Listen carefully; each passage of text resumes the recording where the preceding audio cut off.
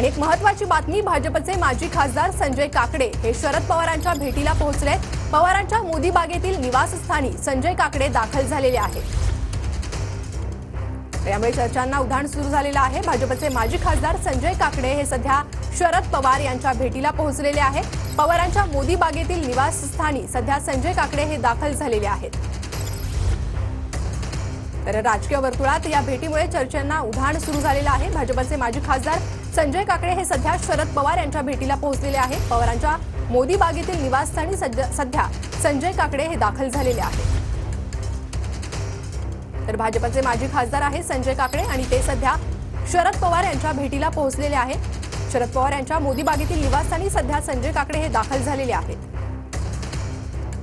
तर संजय काकडे भाजपचे राज्यसभेचे माजी खासदार आणि ही दृश्य आपण पाहतोय। संजय काकडे सध्या शरद पवारांच्या निवासस्थानी दाखल झालेले आहेत।